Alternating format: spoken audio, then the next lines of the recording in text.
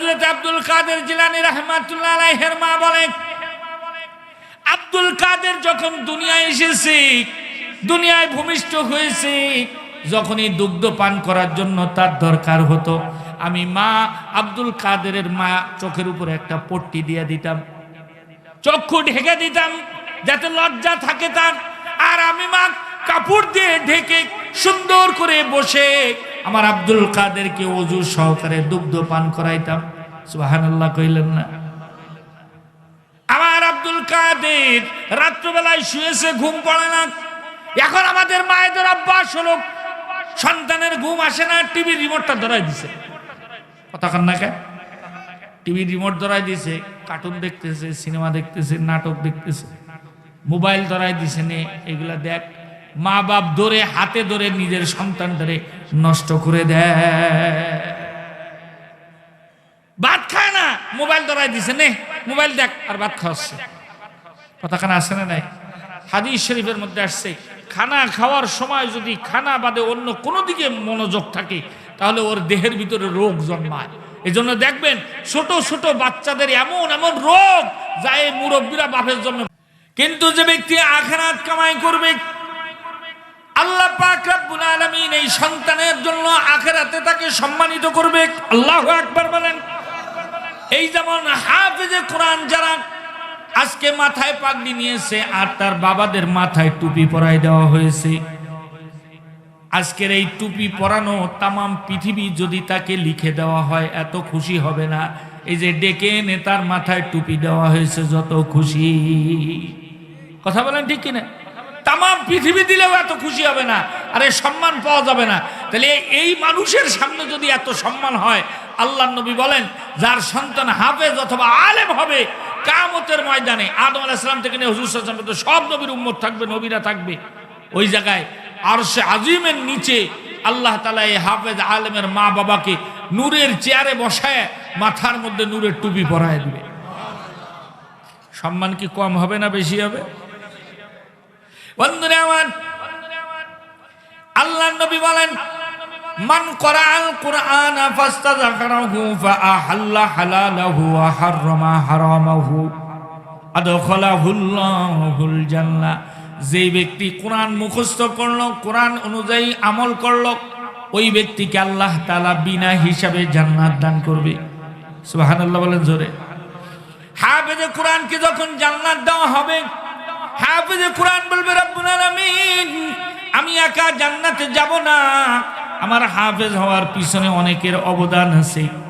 কার? বলবে আমি যার বাড়ির লজিং খেয়ে পড়ছি তার অবদান আছে। আমার চাচা, আমার বাবা খোঁজ নিত না, আমার চাচা আমাকে মাদ্রাসায় এসে বিস্কুট কিনে দিয়ে যাইতো। আল্লাহ তাআলা আমি যে মাদ্রাসায় পড়েছি ওই মাদ্রাসার কিছু নিবেদিত প্রাণ মানুষ ছিল যারা বাড়ির খোঁজ কম রাখতো, মাদ্রাসার খোঁজ বেশি রাখতো। আল্লাহ তাদের উসিলায় আমি হাফেজ হয়েছি, ওই মানুষগুলোকে আজকে না নিয়ে আমি জান্নাতে যাব না। আল্লাহ পাক রব্বুল আলামিনের হাবিব বলেন, আল্লাহ পাক রব্বুল আলামিন হাফেজে কোরআনের এই কথা শুনে সাথে সাথে অনুমতি দিয়া দিবে, যাও 10 জন মানুষকে সুপারিশ করে জান্নাতে নিয়ে যাইতে পারবা। তাহলে হাফেজে কোরআন সন্তানরে বানাইলে লাভ আছে না লস? কথা কয় না। এই সন্তান ছেলে হোক মেয়ে হোক দুটোটাই আপনার আমার জন্য রহমত, বরং ছেলে হওয়ার থেকে মেয়ে হলে আরো বেশি রহমত। কথা কন ঠিক কিনা? বন্ধুরা আমার, এই সন্তান মানুষ হওয়ার পিছনে মার অবদান সব থেকে বেশি। কারণ বাবা গর্ভে ধারণ করে না, মা হলো গর্ভে ধারণ করে। মা হলো সন্তানের ফ্যাক্টরি। ফ্যাক্টরি যদি ভালো হয় সন্তানও ভালো হয়ে যায়, ঠিক কিনা? এই যে আমরা যারে বলি আব্দুল কাদের জিলানী, ওনার নাম বলতে গেলে আমরা আগে কি বলি? বড় পীর আব্দুল কাদের জিলানী বলি কিনা? কেন বলে বড় পীর? ওনার মা একদিন বলতেছে, আব্দুল কাদের তুমি যে বড় পীর হইছো তোমার যোগ্যতায় না, আমি মার যোগ্যতায় তুমি বড় পীর হইছো। কিভাবে? ওনাকে যখন মাদ্রাসায় নিয়ে গেছে, মাদ্রাসায় মনে করেন যে ছোট ছোট ছেলেবেলে যখন 5-6 বছর বয়স হয় তখন নিয়ে আসে না। তা আমি তো নিজে মাদ্রাসা চালাই, আমরা এনে ভর্তি করতে গেলে জিজ্ঞেস করি, তুমি যে এই 5-6টা বছর বাড়ি থাকলে কি শিখেছো তোমার মার কাছ থেকে দেখি একটু বলো দিন দেখি। উস্তাদ আব্দুল কাদের জিলানী রাহমাতুল্লাহি আলাইহি জিজ্ঞাসা করলো, রে আব্দুল কাদের, তুমি যে 5টা 6টা বছর বাড়িতে থাকলা, তুমি বাড়িতে কি শিখেছো একটু বলো তো। হযরত আব্দুল কাদের জিলানী রাহমাতুল্লাহি আলাইহি শুরু করে দিলেন, আউযু বিল্লাহি মিনাশ শাইতানির রাজিম, বিসমিল্লাহির রহমানির রহিম, আলহামদুলিল্লাহি রাব্বিল আলামিন, আর রহমানির রহিম বলে একদম পুরা সূরা ফাতিহা। উস্তাদরা মনে করেছে হয়তোবা বাড়িতে সাধারণত বাচ্চারা সূরা ফাতিহা তো মুখস্থই করে থাকে, কিন্তু আব্দুল কাদের সূরা ফাতিহা শেষ হওয়ার সাথে সাথে বিসমিল্লাহ বলে এবার আলিফ লাম মিম যালিকাল কিতাবু লা রাইবা ফি বলে তিলাওয়াত শুরু করেছে। উস্তাদরা আশ্চর্য হয়ে গেল, আব্দুল কাদের এক পৃষ্ঠা শেষ হয়ে গেলে আরেক পৃষ্ঠায় চলে যায়, ওই পৃষ্ঠা শেষ হয়ে গেলে আরেক পৃষ্ঠায় চলে যায়, এইভাবে পৃষ্ঠা পৃষ্ঠা পড়তে পড়তে এক পারা শেষ হয়ে গেছে আর এক পারায় চলে গেছে। একটু জোরে কান্না আল্লাহু আকবার, আরো জোরে বলেন আল্লাহু আকবার। উস্তাদরা আশ্চর্য হয়ে গেল, আব্দুল কাদের পড়তে পড়তে একেবারে সূরা মুমিন অর্থাৎ 18 পারা পর্যন্ত যায় থামছে। উস্তাদরা বড় আশ্চর্য হয়ে গেল, এর আব্দুল কাদের তুমি কি এর আগে কোন মাদ্রাসায় পড়েছো নাকি? বলে না। অন্য কোথাও কোনো টিউশনি কোচিং করেছো নাকি? বলে না। তুমি যদি কোনো জায়গায় না পড়ে থাকো তাহলে কোরআনের এতগুলো পারা তুমি কেমনে মুখস্থ করলা? আব্দুল কাদের জিলানী রাহমাতুল্লাহি আলাইহি বলে, উস্তাদ জি, এই যে 18 পারা আপনি বলতেছেন মুখস্থ করেছি কেমনে? এ মুখস্থ করি নাই, এই আমার মায়ের পেট থেকে মুখস্থ হয়ে দুনিয়ায় এসেছি। নারায়ে তাকবীর। উস্তাদ বড় আশ্চর্য হয়ে গেল, কি বলে মায়ের পেটের থেকে কেমনে 18 পারা হেফজ করে চলে আসে? মা পর্দার আড়ালে দাঁড়ায় রয়েছে, মার কাছে জিজ্ঞাসা করে, রে মা, আপনার আব্দুল কাদের কেমনে 18 পারা মুখস্থ করে দুনিয়া আসলো? বুঝে আসে না। আব্দুল কাদের জিলানী রাহমাতুল্লাহি আলাইহির মা বলে, উস্তাদ জি, আমার আব্দুল কাদের যেদিন আমার গর্ভে এসেছে ওই দিন থেকে নিয়ে আমি জরুরত বাদে কোনো সময় বিনা ওযুতে থাকি না, সব সময় ওযু অবস্থায় থাকতাম। আর যখনই আমি ফ্রি হইতাম, মনে করেন রান্না করতেছি, ঘর বাড়ি ঝাড় উঠোন ঝাড় দিতেছি, কাপড় কাচতেছি অথবা থালা বাসন মাজতেছি, আমার কাজ চলতো হাতে, কিন্তু আমার মুখ দিয়া আমি কোরআন তিলাওয়াত করতাম। সুবহানাল্লাহ। আব্দুল কাদের জিলানী রাহমাতুল্লাহি আলাইহির মা বলেন, কোরআন তিলাওয়াত কখনো আমার বন্ধ হয় না। এইবার রাসূলের একটা হাদিস শোনাই, শুনেন। আল্লাহর নবী বলেন, বাচ্চা যখন গর্ভে থাকে মা যেগুলো দেখে সন্তান ওটা দেখে, মা যেটা শোনে সন্তান ওইটা শুনে, মা যা কাজকর্ম করে এর একটা প্রভাব ওই সন্তানের উপরে যায় পড়ে। কথা কোন ঠিক কিনা? গর্ভ অবস্থায় মা যদি সিনেমা দেখে, মা যদি মোবাইলে টিভি দেখে, মোবাইলের মধ্যে নাটক দেখে, গান দেখে, কৌতুক দেখে, বিভিন্ন ভাবে গুনাহের কাজ করে, বেপরদা পুরুষ দেখে, চোখ দিয়ে গুনাহের কাজ করে, এর একটা প্রভাব ওই সন্তানের উপরে পড়ে যায়, যার কারণে সন্তান দুনিয়ায় আসার পরে অন্যায় অবিচারে লিপ্ত হয়ে যায়। অনেকে এসে কয়, হুজুর অনেক চেষ্টা করছি কিন্তু পুলাটারে মাদ্রাসায় পড়াতেই পারলাম না। পুলাটারে পড়াতে পারবেন কি করে? গাছ যখন প্রথমে হয় ছোট থাকে, যদি বেঁকা থাকে তখন সোজা করে দিতে কথা হয় না। এখন গাছ যখন বড় হয়ে যায়, আপনি যদি চিন্তা করেন এখন ছোট আছে বেঁকা আছে, থাক, যখন বড় হয় তখন সোজা করে দিবেন। যখন বড় হয়ে যাবে পুরো গ্রামের লোক দড়ি বেঁধে টানলেও তো গাছ সোজা হবে না। পর্দার আড়ালের মা বোনদেরকে বলবো, সন্তান এটা আল্লাহ পাকের দেওয়া এক নিয়ামত। মা এই সন্তান যদি একটা সন্তান আব্দুল কাদের জিলানীর মতো বানাইতে পারেন, তাহলে আপনাকে আগে নিজে দিনদার হওয়া লাগবে, পর্দা নিশি হওয়া লাগবে। আব্দুল কাদের জিলানী রাহমাতুল্লাহি আলাইহির মার ইতিহাস পড়লে দেখবেন, একদিন উনার আব্বা উনাদের বাড়িতে একটা জোন নিয়েছে, কামলা নিয়েছে গাছের ডালপালা কাটার জন্য। সারা দিন ধরে উপরে যায় ডালপালা কাটছে। রাত্রবেলায় যখন বিকাল বেলায় যখন নামছে, জিজ্ঞাসা করতেছে, তুমি যে উপরে উঠেছো বাসার ভিতরে কোনো মহিলা দেখছো নাকি? কয় না। তাহলে কোনো মহিলার ছায়া দেখেছো নাকি? কয় না, ছায়াও দেই নেই। তাহলে কিছু দেখছো নাকি মহিলা সংক্রান্ত? বলে হ্যাঁ, একটা জামার পায়জামা দেখছিলাম, নাড়া ছিল উঠোনে। আব্দুল কাদের জিলানী রহমাতুল্লাহি আলাইহির আব্বা জিজ্ঞাসা করে, কি রঙের জামার কি রঙের পায়জামা? বলে এই রঙের জামা, এই রঙের পায়জামা।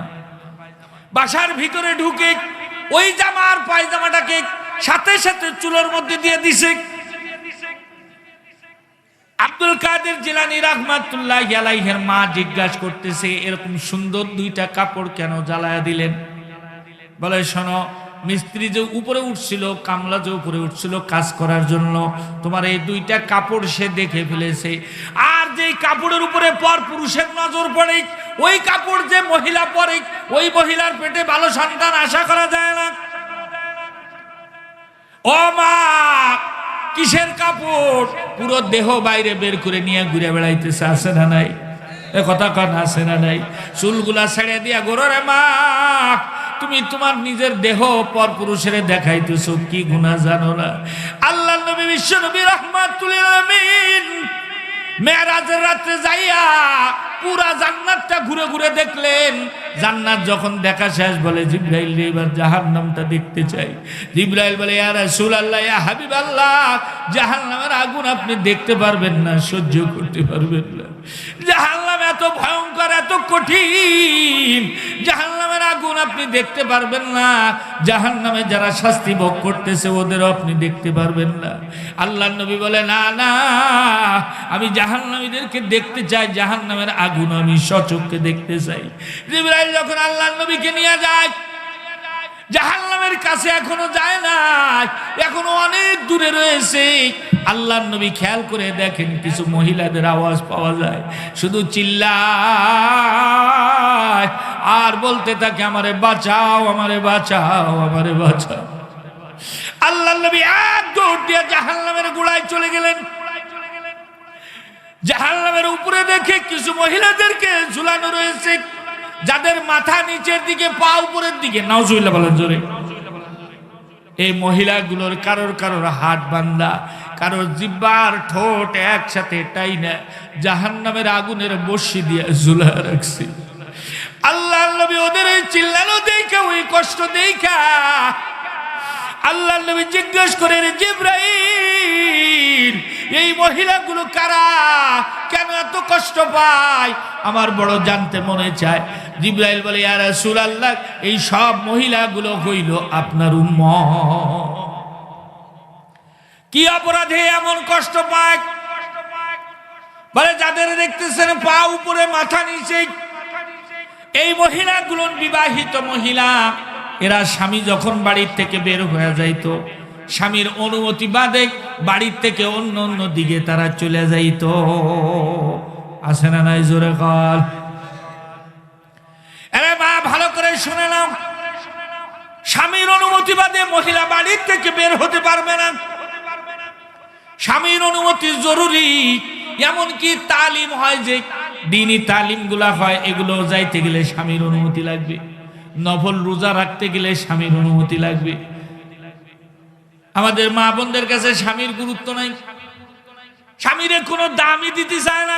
আমাকে যশোর ওই দিকে আছে, আপনাকে দিক নাই আছে।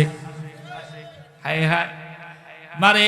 আল্লাহ নবী একদিন সাহাবীদেরকে ডেকে বলে, আমার সাহাবীরা শোনো, আসমানের নিচে জমিনের উপরে আল্লাহ তাআলা যদি আল্লাহ বাদে কাউকে সিজদা দেওয়ার অনুমতি দিত, আমি রাসূল সব মহিলাদেরকে বলতাম, তোমরা তোমাদের স্বামীর পায়ে সিজদা করো। সুবহানাল্লাহ বলে। শুধু তাই না, আল্লাহর নবী বলেন যেই মহিলা দুনিয়া থেকে বিদায় হয়ে যায় আর তার স্বামী তার উপরে সন্তুষ্ট, আল্লাহ তাআলার হাবিব বলে ওই মহিলার লাশ কবরের কাছে আনার আগে আগে ফেরেশতারা ওই মহিলার কবরের মধ্যে জান্নাতের বিছানা বিছায়া দেয়। তাহলে স্বামীর খেদমত করার দরকার আছে নাকি? স্বামীদের স্ত্রীর খেদমত করার দরকার নাই? কথা কয় না। আমার কাছে কিছু লোক এসে বলে শুধু হুজুর এই মহিলাদের বিষয় একটু ওয়াজ করেন, ওরা যেন স্বামীর খেদমত করে। তা আমি তখন যে কয় আমি তার সাথে সাথে কই আপনি কি স্ত্রীর খেদমত করেন? কই হুজুর এটা কি কইলেন? আমি বললাম আপনি কি আল্লাহর নবীর থেকেও বড়? বলে না না সিসি কি করে। বললাম নবীজি যদি স্ত্রীদের খেদমত করতে পারে আপনি তো সাধারণ মানুষ, আপনি কেন পারবেন না? কথা কন ঠিক না বে ঠিক? দেখেন একদম ছোট ছোট বিষয় নিয়ে মহিলাদেরকে খুশি করা যায়। আমাদের এই সমাজে বহু মানুষ আছে যারা বাহিরে যে হাসে খুশে খুব সুন্দর কথা কয়, কিন্তু বাড়িতে মহিলাদের সাথে আচরণ খারাপ করে, আছে না নাই? সন্তানের সাথে খারাপ আচরণ করে।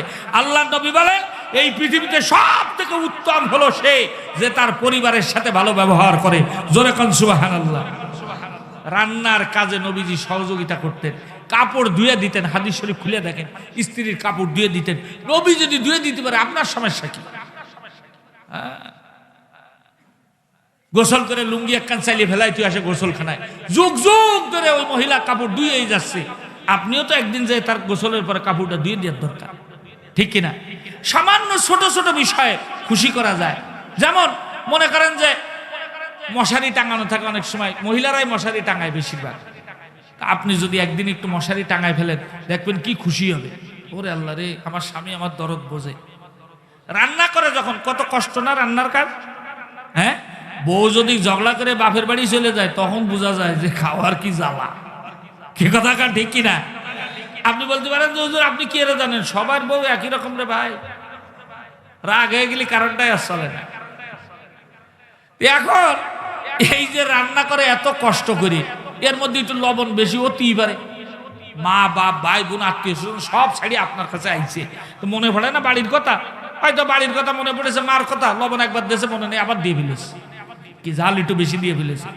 ওরে বাবা, তরকারি শুধু সামনে আইনে দিয়ার দরকার, এক নেলা মুখের মধ্যে দিয়ে আসিস এমন ধরে চিল্লেন দেয়, বউ 10-15 আর দূরি দৌড় মারে, কয় যে মাছ ধরতে এইবার শুরু হয়ে গেল। লবণ বেশি হলি কয়, জাল বেশি হয়ে গেলি, সব কিছুতে ঠিক আছে আমি মানলাম, কিন্তু যেদিন তরকারি স্বাদ হয় মজা হয়, সব দিন তো একরকম হয় না, কোনোদিন একটু মজা হয় কিনা? যেই দিন মজা হয় ওই দিন তো বলেন না ও আজকে খুব স্বাদ হয়েছে, আমার সোনা ময়না খুব সুন্দর রাঁধেছে, একথা তো কর না। একথা বললি কি মহিলারা খুশি হয় না বেজার হয়? দেখবেন আপনি খাওয়ার মধ্যে শুধু যাই বলবেন ও আজকের তরকারিটা খুব স্বাদ হয়েছে, দৌড়ায় যে ওই পাশে যে একটু হাসি টাইসে আবার ফিরে আসবে, খুশি হয়। একজন ব্যক্তি ওয়াজ শুনছে, মনে করেন আপনারা আজকে যেরকম শুনেছেন, শুনে মনে করেছে আজকে যা করে আল্লাহ, বাড়ি যে বউ খাইতে দিছে গরুর গোস্ত খাইতেছে আর খুব প্রশংসা করতেছে, ও আমার ময়নার হাতে কি জাদু, মনে আছে জান্নাতি খানা খাচ্ছি, আরো এই সেই বহুত কিছু কইছে। বলে যখন বউর দিক তাকাইছে, তাকায় দেখে যে বউ খুশি হবে তো দূরই থাক, চোখ লাল হয়ে গেছে, আগে শরীর ভুলিয়ে গেছে। ওই লোক চিন্তা করতেছে কি রে, হুজুরের ওয়াজ দিয়ে উল্টো অ্যাকশন করেছে, হুজুর কইছে বউ খুশি হবে, বউতে বেজার হয়ে গেছে। তো জিজ্ঞেস করতেছে কি ব্যাপার, তুমি রাগ করেছ কেন? আমি তো তোমার ভালোই করছি। তো বউ কাছে আমি 15 বছর ধরে রান্ধে খাওয়ালাম, জীবনে কোনোদিন আমারে ভালো খাও না, আজকে পাশের বাড়ির ভাবি একটু গরুর গোস্ত দিয়ে গেছে, মনে করলাম আমি না খেয়ে তোমারে খাওয়াই, তুমি তো খাইয়ে আজকে খুব প্রশংসা করতেছ। এই জন্য তরকারি যদি প্রশংসা করেন আগে শুনে নেবেন ওই তরকারি রাঁধেছে কিনা, কথা কান ঠিক কিনা? তা না হলে ওয়াজ কিন্তু উল্টো অ্যাকশন হয়ে যাবে পরে। কি কথা ঠিক না বে ঠিক? বন্ধুরা আমার, আল্লাহ নবী বিশ্ব নবী রাহমাতুল আলামিন তাকা দেখে কিছু মহিলা এমন আছে যাদের পুরা শরীর উলঙ্গ করা আছে, জাহান্নামের ফেরেশতা জাহান্নামের আগুনের চাবুক দিয়া ওই মহিলার গায়ে বাড়ি দেয়, যেই মাত্র বাড়ি দেয় সাথে সাথে চামড়া খসে পড়ে যায়, মহিলাটা চিল্লায় আমাকে বাঁচাও আমাকে বাঁচাও। আল্লাহ নবী বলে, জিবরাইল এত কষ্ট কেন এই মহিলারা পায় আমি তো বুঝি না। আল্লাহ নবীকে জিবরাইল বলে, ইয়া রাসূলুল্লাহ, ইয়া হাবিবাল্লাহ, এই মহিলাগুলো দুনিয়ার বুকে যখন থেকেছে তখন এমন ভাবে কাপড় পরেছে মনে হয় যেন কাপড় গায়ে নাই। এরকম কাপড় আছে না নাই? শরীরের সাথে টাইট ফিটিং কাপড় পরেছে, অন্য পর পুরুষের সামনে নিজের দেহ দেখাইছে, পর পুরুষে তার দেহ দেখে মজা নিয়েছে। এই জন্য আল্লাহ তাআলা ওদের জন্য এরকম মারাত্মক শাস্তির ব্যবস্থা করেছে। একটু জোরে কর না নাউজুবিল্লাহ। আর এক শ্রেণীর মহিলাদেরকে দেখে যাদের ঠোঁট, দুই ঠোঁট আর জিহ্বা একসাথে টান দিয়া জাহান্নামের আগুনে বর্ষি দিয়ে আটকানো রয়েছে। নবীজি বলে, এই মহিলাগুলো অনেক কষ্ট পায়, এদের কি শাস্তি, এরকম শাস্তি কেন? জিবরাইল বলে, ইয়া রাসূলুল্লাহ, ইয়া হাবিবাল্লাহ, এই মহিলাগুলোর দোষ হলো দুইটা। কয়টা? একটা হলো এ সব সময় মুখে মুখে তর্ক করত, স্বামীর সাথে কোনো সময় ভালোভাবে কথা বলতো না। স্বামীর সাথে মুখে মুখে তর্ক করে এমন মহিলা আপনাদের এদিকে আছে না? না, জ্বালায় পুড়ে গেছে, রাত হয়ে যায়, ঘরে যায় না, বাইরে রাস্তায় দাঁড়া মোবাইল টিপতেছে। কিরে ভাই, কষ্ট হুজুর আর কোয়েন নাও, কি যে জ্বালা ঘরের মধ্যে। এই জন্য নবীজি বলে, যখন বিবাহ করবা তখন একটা মেয়ের 4টে জিনিস দেখে বিবাহ করবা। কয়টা জিনিস? আরো জোরে কান। 4টা জিনিস দেখে বিবাহ করবা। 1 নম্বর সৌন্দর্য, বউ সুন্দর হওয়ার দরকার আছে। কি কন? আর না আরেকজনের বউর দিক তাকাবে, কবে ধরে আমার বসে এর বউ সুন্দর তো, রাস্তা দিয়ে এটা যাবে, কবে ধরে এইটি সুন্দর তো। তাহলে বউ সুন্দর হওয়ার দরকার আছে না নাই? সুন্দর মানে শুধু চামড়া সাদা হলেই সুন্দর হয় না, এখন তো কত ক্রিম বেরিয়েছে, কালা চামড়া সাদা হয়ে যায় মাখলি। আর বিয়ের সময় ওই যে বিউটি পার্লারে নিয়ে আটা ময়দা মাখায় একদম জামের মতো কালো জেনে ওইটারও একদম বরফের মতো সাদা বানায় নিয়ে আসে। কথা কান ঠিক না বেটি? সাবধান। এখন আল্লাহ নবী বলতেছে যে এই মহিলাগুলো স্বামীর সাথে তর্ক করত, এটা 1 নাম্বার। আর 2 নাম্বার, উচ্চ আওয়াজে কথা বলতো। এরকম মহিলা আছে ঘরের থেকে কথা কয় 3 বাড়ি পরে শোনা যায়, আছে না? আর এখন তো কত আধুনিক হয়ে গেছে, গানের প্রতিযোগিতার নামে মেয়েদেরকে নিয়ে টিভির মধ্যে গানের প্রতিযোগিতা, আবার যাওয়ার সময় কয়ে যায় আমারে ভোট দিয়েন। আর এই বেহায়া মুসলমান ওই দেখে আবার তাদের ভোটও দেয়। আল্লাহ আমাদেরকে হেফাজত করেন, জোরে বলেন আমিন। তাহলে মা বোনরা যারা আছেন, হাতে ধরে পায়ে ধরে বলবো, বেপরদায় চলবেন না। গর্ভে সন্তান থাকা অবস্থার থেকে নিয়ে বের হওয়া পর্যন্ত আপনি সন্তানের দিকে যদি দিনদারির সাথে খেয়াল রাখেন, আল্লাহর কসম এখনো ঘরে ঘরে বড় বড় আল্লাহর ওলি জন্ম হবে। কথা কোন ঠিক না ঠিক? আর যদি ওরকম না হয় তাহলে আল্লাহর ওলি জন্ম হবে না, সোজা কথা। হযরত আব্দুল কাদের জিলানী রাহমাতুল্লাহ আলাইহির মা বলেন, আব্দুল কাদের যখন দুনিয়ায় এসেছে, দুনিয়ায় ভূমিষ্ঠ হয়েছে, যখনই দুগ্ধ পান করার জন্য তার দরকার হতো, আমি মা আব্দুল কাদেরের মা চোখের উপরে একটা পট্টি দিয়ে দিতাম, চক্ষু ঢেকে দিতাম যাতে লজ্জা থাকে তার।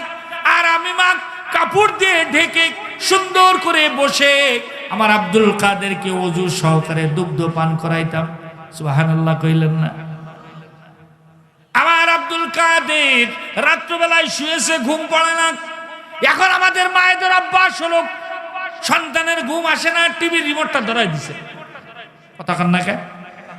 টিভির রিমোট ধরাই দিছে, কার্টুন দেখতেছে, সিনেমা দেখতেছে, নাটক দেখতেছে, মোবাইল ধরাই দিছে, নে এগুলা দেখ। মা বাপ ধরে হাতে ধরে নিজের সন্তান ধরে নষ্ট করে দেয়। ভাত খায় না, মোবাইল ধরাই দিছে, নে মোবাইল দেখ, আর ভাত খাওয়াচ্ছে। কথা কানা আসে না নাই? হাদিস শরীফের মধ্যে আসছে, খানা খাওয়ার সময় যদি খানা বাদে অন্য কোনো দিকে মনোযোগ থাকে তাহলে ওর দেহের ভিতরে রোগ জন্মায়। এই জন্য দেখবেন ছোট ছোট বাচ্চাদের এমন এমন রোগ যা এই মুরব্বীরা বাপের জন্য কোনোদিন শুনিনি। কথা কন ঠিক কিনা? সাবধান। মাদেরকে বলবো, নিজেদের সন্তানদেরকে ঘুম আসে না তা আপনি কানের কাছে জিকির করেন, সন্তান আল্লাহর নাম শুনতে শুনতে ঘুমান। ভাত খায় না, আপনি তার পাশে কোরআন তেলাওয়াত করেন, সন্তান আস্তে আস্তে অভ্যস্ত হয়ে যাবে। কথা কন ঠিক কিনা? বন্ধুরা আমার, এইবার শোনেন, দুনিয়ার বুকে যদি সন্তান হাফেজ আলেম হয়, পরকালে কবরের ভিতরে কেমনে মাপ পাওয়া যায়?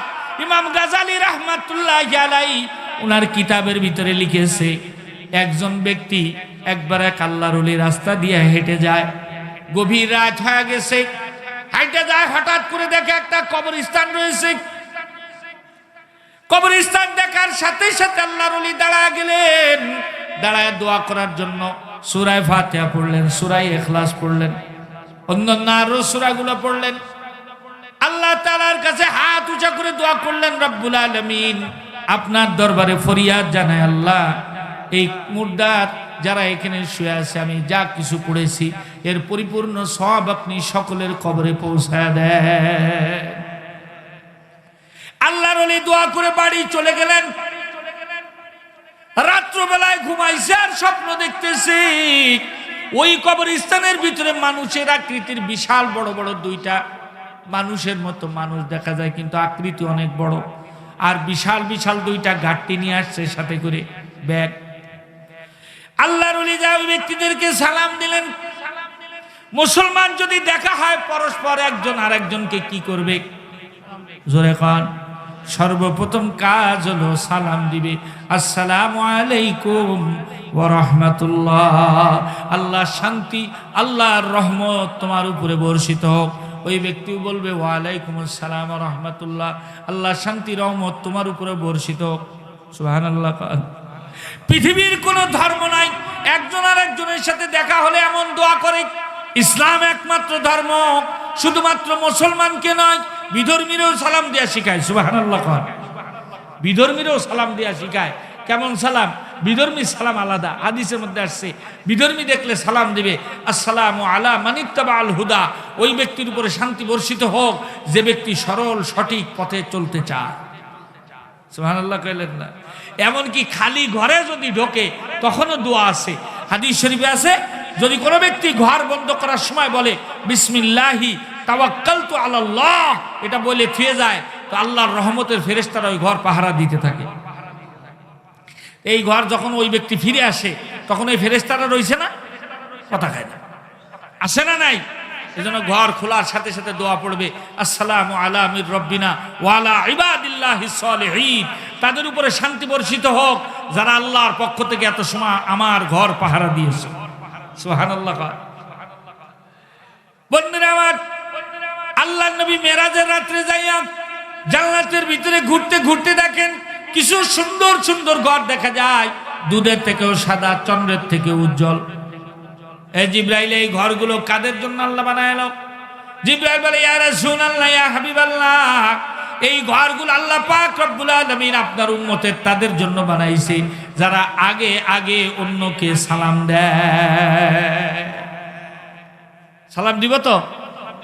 অনেকে আছে সালাম দেয় না, সালাম দিলে উত্তরও দেয় না, মুখ বুঝে আসে তো আসেই, যায় রাস্তা দেয় সালাম তো দেবেই না, তো তাকায় যেন আমার সালাম দেয় যে আসসালামু আলাইকুম, এই করতে যায়, মানে ওর মুখে কলেরা এসে মুখ দিয়ে আওয়াজ বেরোয় না। যে ব্যক্তি সালাম দিছে ওই ব্যক্তির দোয়া করা এটাও তো আপনার দায়িত্ব, কথা কয় না, সালাম দিবেন সুন্দর। তো এই ব্যক্তি কি করছে, আইসে ফের ওকে আগে সালাম দিছে, দিয়ে জিজ্ঞেস করতেছে, আরে ভাই এত বড় বড় মানুষ তো কোনোদিন দেখিনি। ওই ব্যক্তিরা বলতেছে, আমরা মানুষ না, আমরা আল্লাহর রহমতের ফেরেশতা। সুবহানাল্লাহ বলেন জোরে। আমরা আল্লাহর রহমতের ফেরেশতা। আর এই যে গাট্টি দেখতেছো, এই গাট্টির ভিতরে নেকি নিয়ে আসছি, নেকি নিয়ে আসছি। এই নেকিগুলা আমি এই মুর্দারদেরকে দেওয়ার জন্য আসছি। তুমি যে একটু আগে কবর জিয়ারত করলা, ওই কবর জিয়ারত আল্লাহ তাআলা কবুল করে নিয়েছে। সুবহানাল্লাহ। এবং ওই ব্যক্তিরা বলতেছে এখনই এই মুর্দাদেরকে নেকি দেওয়া হবে। ওই ব্যক্তি চিন্তা করতেছে তাহলে মুর্দারা কেমনে নেকি নেয়, আমি একটু দেখি আর মুর্দাদের নেকির কত দরকার। ওই ফেরেশতারা ডাক দিয়েছে, কুম বিইজনিল্লাহ, আল্লাহর নামে দাঁড়া যাও, কারা এই জায়গায় আসো, কবরস্থানের ভিতরে আসো, সবাই চলে আসো। এই বলতে দেরি আল্লাহর ওলি বলে, আমি স্বপ্নের মধ্যে দেখতেছি কবরগুলো সব ফেড়ে গেল, আর একজন একজন করে মুর্দার উঠা সব ফেরেশতাদের সামনে চলে আসলো। সুবহানাল্লাহ, কোন জোরে। বন্ধুরা আমার, ওই আল্লাহর ওলি বলতেছে, আমি তাকা দেখি সব মানুষগুলো ফেরেশতাদের সামনে এসে দাঁড়াইছে ঠিক, কিন্তু একজনও সোজা হয়ে দাঁড়ায় নাই। ছোট ছেলেবেলে যেমন ঠেলাঠেলি করে, ওরা ঠেলাঠেলি করতেছে কার আগে কে যাবে। আমি বুঝলাম মুর্দাদের নেকির বড় দরকার, এই জন্য ঠেলাঠেলি করতেছে। নেকি তো সবার নামে আছে, কারো বাদ যাবে না। কি কথা ঠিক কিনা? সবার জন্যই তো নিয়ে আসছে, কেউ বাদ যাবে না, কিন্তু ওরা ঠেলাঠেলি করতেছে কেন? ওদের সবার দরকার বেশি, সেই জন্য। আল্লাহর ওলি বলে, আমি কবরস্থানের দিকে যখন তাকাইলাম, তাকা দেখি সব কবরগুলো খালি, কবরেও মুর্দা নাই, কিন্তু একটা কবরের মধ্যে একজন মহিলা মুর্দা বসে রয়েছে। এরকম সাদা কাফনের কাপড় পয়রা কবরের সাথে এলান দেওয়া রয়েছে। সুবহানাল্লাহ, কনজরে। আল্লাহর ওলি বলে, আমি একদম কাছে চলে গেলাম, যা দেখলাম ওই মহিলাকে আমি জিজ্ঞাসা করলাম, রে মা, তুমিও তো মুর্দার, এই সব মুর্দাগুলো নাকি নেওয়ার জন্য ওই জায়গায় যায় দাঁড়াইছে। ওদেরকে দেখলে বোঝা যায় ওরা কত বড় বিপদে আছে, কিন্তু তুমি কবর থেকে উঠলা না, কারণটা কি বুঝলাম না। তুমি কেন কবরের থেকে নেকি আনতে গেলে না? তোমার কি নেকির দরকার নাই? মহিলাটা মিষ্টি হেসে দিয়ে বলে, আল্লাহর ওলি, আপনার প্রশ্নের উত্তর দেওয়ার আগে আমি একটা কথা জিজ্ঞাসা করি। বলো, সব কবরগুলোর দিকে একটু তাকা দেখেন, আমার কবরটার দিকে একটু তাকা দেখেন, কোনো পার্থক্য আছে কিনা?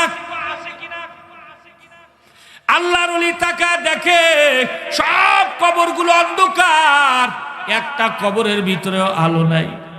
কবরের ভিতরে কি অন্ধকার না আলো? কথা কয় না? ওরে কবর এমন এক ঘর, যে ঘরের মধ্যে কোনো বিছানা নাই, কোনো জানালা নাই, কোনো দরজা নাই, কোনো সাথী নাই, কোনো বাতি নাই, কোনো বন্ধু বান্ধব নাই। একা একা ওই কবরের ভিতরে পড়ে থাকতে হবে, কোনো সাথী পাওয়া যাবে না। আল্লাহর নবী বলে, উম্মত আমার, দুনিয়ার থেকে যদি কোরআনের সাথে মহব্বত করে যেতে পারো, ওই কবরের ভিতরে তোমার ঢুকতে দেরি, কোরআন তোমার মাথার কাছে আসতে দেরি হবে না। ইযা উযিয়াল মাইয়াতু ফি কবরিহি জাআল কুরআনু ইনদা রাসিহি। নবী আমার বলে, কবরের ভিতরে যাইতে দেরি, কবরের কাছে কোরআন তার মাথার কাছে এসে বলতে থাকবে, রে বন্ধু, দুনিয়ায় যেমন তুমি আমারে প্রত্যেক দিন তিলাওয়াত করেছো, আমি কোরআনের উপরে আমল করেছো, আমি কোরআনের শাসন ব্যবস্থা কায়েম করার জন্য তুমি চেষ্টা করেছো, আমি কোরআন আজকে তোমার মাথার কাছে এসে গেছি, কোনো ভয় নাই। আরে আল্লাহর ওলি, তোমার কোনো ভয় নাই, তোমার কোনো চিন্তা নাই। তোমার ফেরেশতারা যা প্রশ্ন জিজ্ঞাসা করবে তোমার উত্তর দেওয়া লাগবে না, আমি কোরআন বন্ধু হয়ে তোমার পক্ষ থেকে জবাব দিয়া দিব। একটু জোরে দুই হাত উঁচু করে নারায়ে তাকবীর, দুই হাত টান টান করে নারায়ে তাকবীর। কোরআন সুন্নাহর আলোক, কোরআন সুন্নাহর আলোক, নারায়ে তাকবীর। আজকের মাহফিল, আল্লাহ সবাইকে কোরআনের জন্য কবুল করে, জোরে বলেন আমিন। এই সমাজে বহু মানুষ আছে যারা কি করে জানেন, সকালবেলা উঠে পত্রিকা না পড়লে পেটের ভাত হজম হয় না। আছে না নাই? খবর না দেখলে তার ভাল লাগে না, কিন্তু এই সমাজে এমন মানুষ পাওয়া যায় না যে একদিন কোরআন না পড়লে তার ভাল লাগে না। এই মুসলমানের সমাজে এমনও ঘর আছে 8 জন 10 জন সদস্য একজনও কোরআন পড়তে পারে না। আছে না নাই? 5-10 বছর হয়ে গেছে ঘর বানাইছে, কিন্তু একদিনও ঘরের মধ্যে কোরআন তেলাওয়াত হয় না। আছে না নাই? ও ভাই, এই কোরআনের সাথে যদি কেউ মহব্বত প্রকাশ করে, তার কি লাভ না লস? জোরে কান। দেখেন, কোরআন যেদিন প্রথম নাজিল হয়েছে, আল্লাহর নবী কাঁপতে কাঁপতে ঘরের মধ্যে এসে হাজির হয়েছেন। খুব খেয়াল করে শুনবেন। হযরতে খাদিজাতুল কুবরা রাদিয়াল্লাহু তাআলা আনহা আল্লাহর নবীকে শোয়া দিয়া গার মধ্যে কম্বল দিয়া জিজ্ঞাসা করে, প্রাণের স্বামী গো, কি হয়েছে, আপনি এমন ভীত সন্ত্রস্ত কেন? নবীজি সব কথাগুলো বললেন। খাদিজা হেসে দিছে আর বলে, ওগো প্রাণের স্বামী, আজকের থেকে খুশির দিন আমার জীবনে আর নাই। কেন খুশির দিন? বলে আল্লাহ তাআলার আখিরি কিতাব কোরআন নাজিল হয়ে গেছে, আর আপনাকে আল্লাহ তাআলা আখিরি নবী হিসেবে মনোনীত করেছে। খাদিজা এত বুদ্ধিমতী মহিলা ছিল, এত ধনবতী ছিল, আবার শিক্ষিতা ছিল, তাওরাতের হাফেজা ছিল, আর তাওরাতের প্রত্যেক পৃষ্ঠায় পৃষ্ঠায় আমার নবীর গুণ লেখা আছে। জোরে কোন সুবহানাল্লাহ। খাদিজা এবার ডাক দিয়ে বলে, আল্লাহর নবী, আখিরি ধর্ম নাজিল হয়ে গেছে, আপনি কি বাইরে দাওয়াত দিতে যাবেন না? বলে হ্যাঁ যাব, বাইরে যাব। বলে বাহিরে যখন মানুষের কাছে আপনি দাওয়াত নিয়ে যাবেন, মানুষে জিজ্ঞাসা করবে, মুহাম্মদ তুমি যে বাইরে দাওয়াত নিয়ে আসছো, তোমার এই নতুন ধর্ম তোমার ঘরে তোমার বউ গ্রহণ করেছে কিনা? কি জিজ্ঞেস করবে না? আপনি যদি মানুষের নামাজের দাওয়াত দেন, আর যদি আপনার ছেলে বলে নামাজ না পড়ে, তো মানুষ কবে না দে বেটা মানুষের দাওয়াত পরে দে, তো ছেলেরা আগে দে, বলবে কিনা? আল্লাহ নবী বলে হ্যাঁ তা তো সত্য কথা। খাদিজা ডাক দিয়ে বলে, ইয়া রাসূলুল্লাহ, ইয়া হাবিবাল্লাহ, আমি চাই না আমার কারণে আপনি বেইজ্জতি হন বাইরে যা মানুষের কাছে, এই জন্য আমি হাত দুখানা বাড়ায় দিলাম, আপনি আমার হাতে হাত রেখে আমাকে এখনই পড়ায় দেন লা ইলাহা ইল্লাল্লাহু মুহাম্মাদুর রাসূলুল্লাহ। একটু জোরে কন্যা আল্লাহু আকবার। তাহলে সর্বপ্রথম মুসলমানকে মহিলা। সুবহানাল্লাহ কান জোরে। মহিলারা, ইসলামে মহিলাদেরকে অগ্রাধিকার দেওয়া হয়েছে, কারণ ইসলাম মহিলাদেরকে এত সম্মান দিয়েছে পৃথিবীর কোনো ধর্ম দেয় নাই। কথা কন ঠিক না বেঠিক? ইসলাম ধর্মে মহিলাদের কামাই করার কোনো সুযোগ নেই। জন্মের থেকে নিয়ে বিয়ে পর্যন্ত বাপের হোটেলে ফিরি ফিরি খাবে, কোনো কামাই করার দরকার নেই। কথা ঠিক করলাম না বেঠিক করলাম? এরপরে বিবাহের পরে স্বামীর হোটেলে, স্বামী মরে গেলে ছেলেবেলের হোটেলে, জীবন থেকে মরা পর্যন্ত ভিড়ি খাও, কোনো সমস্যা নেই। এটা ইসলাম দিয়েছে। ইসলাম প্রথম ঘোষণা করেছে, যেই ব্যক্তির একটা কন্যা সন্তান হবে আর ওই কন্যা সন্তানকে দিনদার বানাবে, দিনদারের সাথে বিবাহ দেবে, আল্লাহ তাআলা ওই মেয়েকে লালন পালনের কারণে ওই মা বাবাকে আলাদা একটা জান্নাত দান করবে। এটা ইসলাম প্রথম ঘোষণা দিয়েছে। যার পরিবারে প্রথম কন্যা সন্তান হবে, আল্লাহ তাআলা ওই পরিবারে মৌত পর্যন্ত বরকত আর বরকত দিবে। ইসলাম ঘোষণা দিয়েছে। এখন হযরতে খাদিজা এই ঘোষণা দেওয়ার পরপরই বলতেছে, ইসলাম মুসলমান হয়েছে, ওই বলতেছে, ইয়া রাসূলুল্লাহ, আমার যত সম্পদ আছে এই সব সম্পদ এই মুহূর্তে কোরআন এবং কোরআনী মাদ্রাসার জন্য আমি দান করে দিলাম। না আরো আস্তে কোন সুবহানাল্লাহ, আরো আস্তে কোন সুবহানাল্লাহ। কোটি কোটি টাকার সম্পদ কোরআনের জন্য দিয়ে দিছে। এজন্যই তো তারা সাহাবী। আমাদের 500 টাকা দিতে গেলে জান্নাতে বেরোয় না। কয় না 500 টাকা দিলে কয় কেজি চাইল হয়, খালি খালি হুজুর কথা শুনে দেওয়ার দরকার কি? বসবে এই দুনিয়ার সব দুনিয়ায় থেকে যাবে, কবরে যেদিন যাবে ওদিন বসবে যে আরে কেন ওই মাদ্রাসার মাহফিলে 1000 টাকা দিয়ে আসলাম না, কেন এক বস্তা চাউল দিয়ে আসলাম না, কেন মা বাবার নামে 2-4 টাকা খরচ করলাম না। কথা কোন ঠিক না বেঠিক? টাকা কি কারোর থাকবে এই দুনিয়ায়? থাকছে কারোর টাকা? টাকা যা আছে সব চলে যাবে, এমনি এমনি খরচ হবেই। আল্লাহর রাস্তায় খরচ না করলে দেখবেন যে আকাশে কুকাশে খরচ হয়ে গেছে। ডাক্তারের কাছে যে খরচ হবে, ছেলে বেলে মার্কেট করে, সে বউ মার্কেট করে শেষ করে ফেলবে। ও 7-5 টাকা পয়সা থাকার জিনিস না। বুদ্ধিমান হলো সে যে ব্যক্তি আল্লাহর ব্যাংকে এই দুনিয়ার মালকে জমা রাখে। কথা কোন ঠিক না বেঠিক? এইবার খাদিজা যখন দিয়ে দিয়েছে, যেই এই কথা বলেছে, আল্লাহর নবী শুয়াতে উঠে বসে খাদিজারে জড়াই দিয়েছে। খাদিজা, ইস্তাবার আস্তাবার সব সম্পত্তি দিয়া দিলা জি। আল্লাহ পাক রব্বুল আলামিন ডাক দিয়া বলে, হাবিব খাদিজারে এই মুহূর্তে আপনি আমার সালাম জানান। জোরে কোন সুবহানাল্লাহ। কি কপাল, আল্লাহ তাআলার পক্ষ থেকে সালাম এসে গেল। আল্লাহ তাআলার এই সালাম পেয়ে খাদিজা বড় খুশি হয়ে গেল। আল্লাহর নবী বলে, খাদিজা আল্লাহর পক্ষ থেকে পুরস্কার পাওয়া গেলাম। আমার পক্ষ থেকে আজকের দিনে তোমার প্রতি আর যে থাকবে, তুমি আমার কাছে আজকে যা চাইবা তাই পাইবা। সুবহানাল্লাহ কইলেন না? খাদিজা বলে, ইয়া রাসূলুল্লাহ, আমার বেশি কিছু চাওয়া না, আমার মাত্র 3টা চাওয়া। কয়টা? 1 নাম্বার হলো আমি গুনাহগার মানুষ, কবরে গেলে গুনাহের কারণে আমার কবরে যদি জাহান্নামের আগুন লেগে যায়, আমি খাদিজা জাহান্নামের আগুন সহ্য করতে পারবো না। ওগো আল্লাহর নবী, আমি জানি আপনার গায়ে যে কাপড়ের স্পর্শ হয় ওই কাপড়ের মধ্যে কোনোদিন জাহান্নামের আগুন লাগবে না।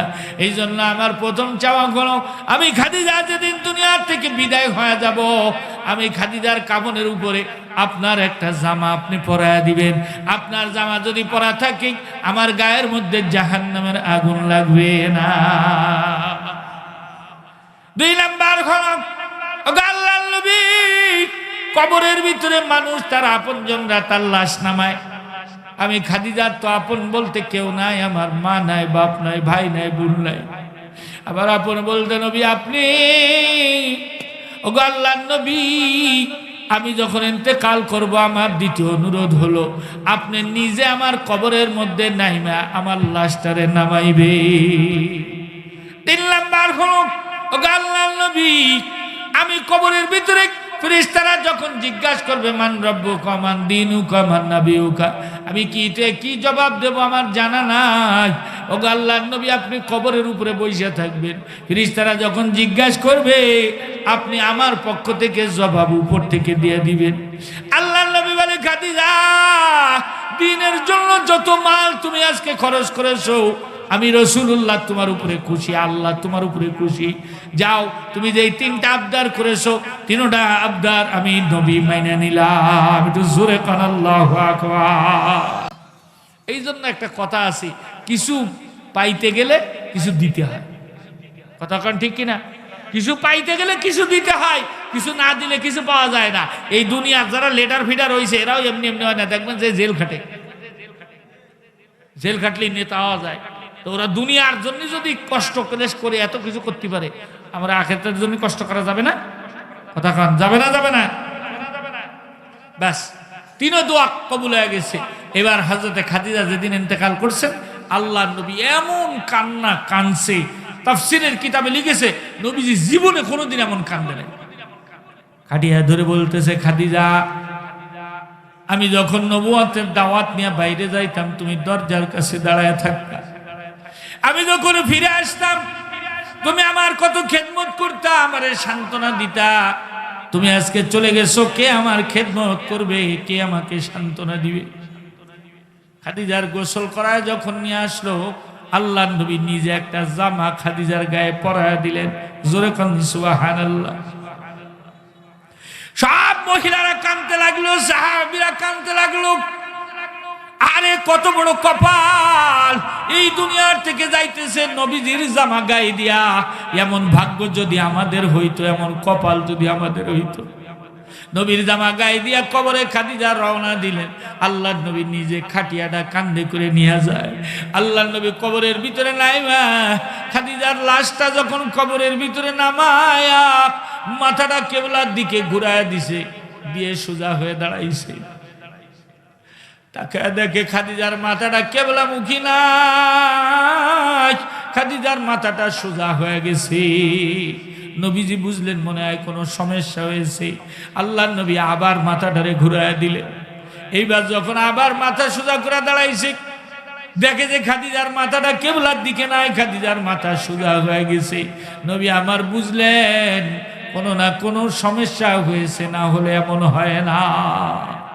আল্লাহর নবী হাত 2 খানা কবরের থেকে উঁচু করে আসমানের দিকে তাকায়া চোখের পানি ছাড়িয়া দিয়া ডাক দে, আল্লাহ, আমার খাদিজার যদি কোনো অপরাধ হয়ে থাকে, আল্লাহ আমি নবী হিসেবে আপনার কাছে ক্ষমা চাইলাম, খাদিজার স্বামী হিসেবেও ক্ষমা চাইলাম।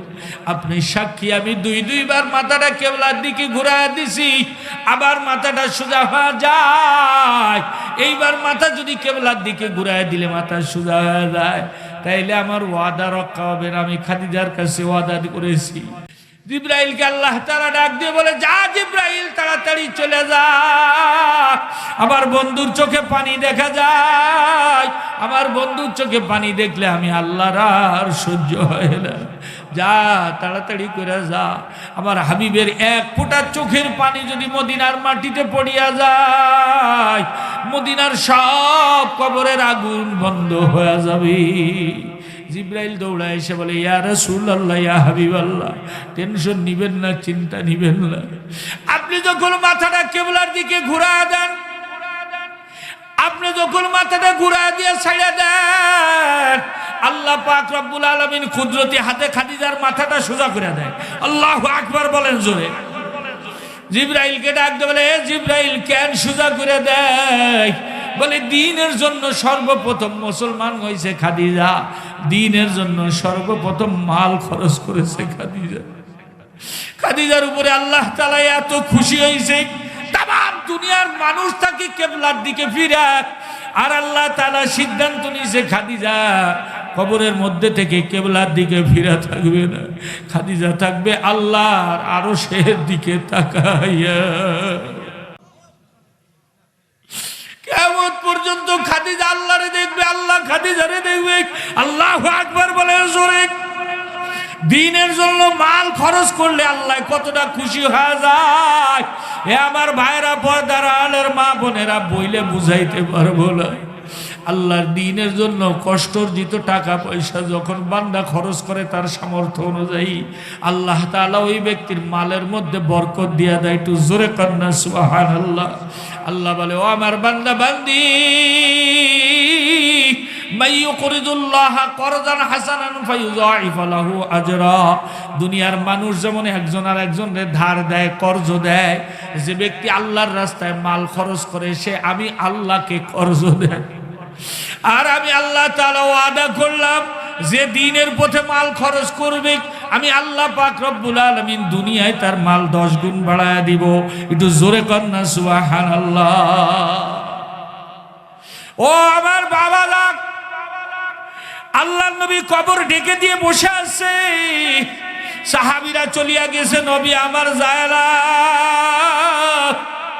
নবী আমার মাথার কাছে বসে আছে।